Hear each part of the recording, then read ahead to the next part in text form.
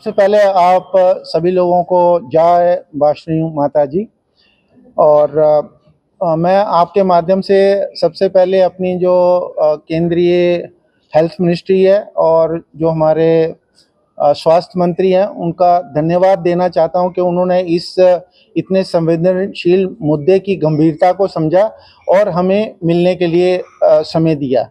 क्योंकि ये धन्यवाद इसलिए दे रहा हूँ कि समय हमें प्रायोरिटी पर दिया गया और बड़े शॉर्ट नोटिस पे दिया गया।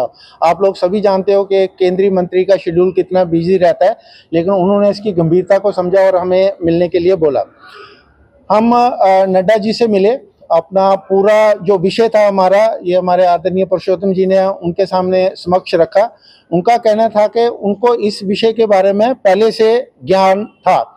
इसका मतलब ये हुआ कि वो यहाँ की जो जम्मू कश्मीर की स्थिति है, जहाँ जो हमारा श्री माता वैष्णो देवी श्राइन बोर्ड का मेडिकल कॉलेज है, इसके ऊपर उनकी भी तीखी नज़र है। इसके साथ ही उन्होंने ये भी बताया कि इसको जो हमारे होम मिनिस्टर हैं वो भी इस विषय को बड़े ध्यान से देख रहे हैं। उन्होंने हमें एश्योरेंस दिया कि इस फैसले के ऊपर वो बहुत गंभीर हैं और इसमें कोई ना कोई निर्णय लिया जाएगा। लेकिन आप जानते हो कि ये एक कानूनी प्रक्रिया है, तो उसमें थोड़ा समय जरूर लगेगा, लेकिन जो हम चाहते हैं हमारी मांगों को वो अवश्य पूरा करेंगे। लेकिन उसके लिए फिर डिपेंड करता है कि हमारी संघर्ष समिति कितना प्रेशर उनके ऊपर डालती है। तो उसको ध्यान में रखते हुए अगले आने वाले कुछ एक कार्यक्रम है जिसके बारे में मैं आपको बाद में सूचना दूंगा। लेकिन इसके पहले मैं आपको ये बताना चाहता हूँ, आप सभी लोग जानते हैं कि अगर श्री माता वैष्णो देवी श्राइन बोर्ड द्वारा मेडिकल कॉलेज शुरू किया गया तो उसमें हमारे जो डॉक्टर जशपाल जी हैं और एलजी साहब हैं और श्राइन बोर्ड के जितने भी सदस्य हैं, ये सब कुछ उनकी जानकारी से हुआ।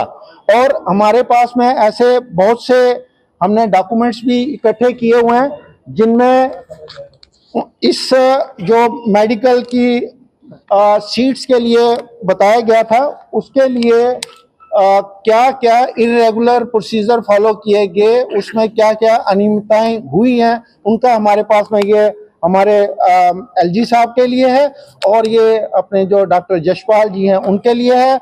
और ये जो संघर्ष जो अपना श्राइन बोर्ड है, श्राइन बोर्ड के अंदर जितने भी मेंबर्स हैं उन्होंने इसको किस तरीके से सैंक्शन दिलवाया, कौन कौन से रूल्स रेगुलेशंस को वायलेट की और किस प्रकार से एक ही कम्युनिटी के स्टूडेंट्स को वहां पे एडमिशन दी गई है।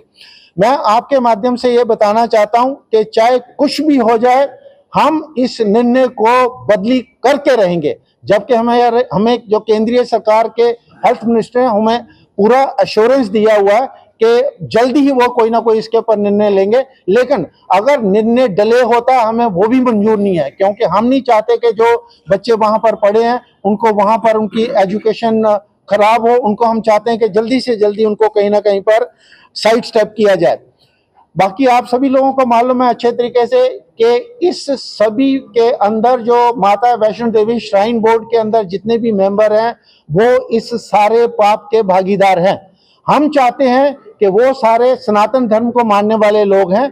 तो इस जो न्याय का युद्ध है, जो आस्था के लिए लड़ाई लड़ी जा रही है, वो हमारे साथ में आकर के खड़े हों, ताकि कल को जब माता वैष्णो देवी श्राइन बोर्ड के शुद्धिकरण का इतिहास लिखा जाए तो उस समय कहीं ये ना हो कि वो जो 10 सदस्य हैं उनको तमूल लंग की तरह, औरंगजेब की तरह, जयचंद की तरह याद किया जाए, क्योंकि वो जम्मू कश्मीर के रहने वाले लोग हैं और वो सनातन धर्म को मानने वाले लोग हैं। तो ये आपके माध्यम से आप उनके लिए ये चेतावनी भी मान सकते हैं कि वो जल्दी से जल्दी अपना निर्णय लें और जो हम आस्था की लड़ाई लड़ रहे हैं वो हमारे साथ में आकर के यहाँ पर खड़े हो जाएं। प्रबुद्ध नागरिक हैं और जो एमएलएज हैं, इलेक्टेड हैं, उन सभी से हम निवेदन भी करते हैं और चेतावनी भी देते हैं कि जहां पर भी जो भी एलजी साहब का यहाँ पर सोशल फंक्शंस होते हैं उनके सबको बाइकआउट करें।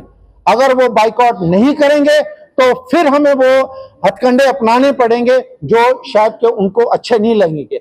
हम उस तक भी जा सकते हैं कि अगर हमें जो एमएलएज हैं उनके घरों का अगर घेराव भी करना पड़ा तो वो भी हम अवश्य करेंगे।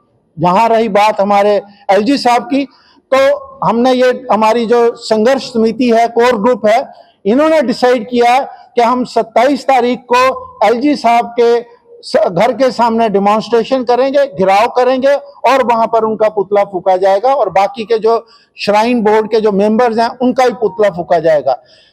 मैं आपके माध्यम से उनको ये बता देना चाहता हूं कि आप क्यों डिले कर रहे हो, क्यों ये चाहते हो कि जम्मू के लोगों का नुकसान हो, क्योंकि ऑलरेडी आपने जम्मू के लोगों का बहुत नुकसान कर दिया है, चाहे वो बच्चों की एडमिशंस का हो, चाहे वो श्राइन बोर्ड को एक बिजनेस ऑर्गेनाइजेशन बनाने के लिए हो। तो मेरा उनसे ये मैं इसको निवेदन तो नहीं बोलना चाहूंगा, उचित शब्द आप खुद ढूंढ लीजिए कि जल्दी से जल्दी इस निर्णय को वापस करिए ताकि जम्मू के अंदर जो रूटीन लाइफ है उसी प्रकार से चलना शुरू हो जाए।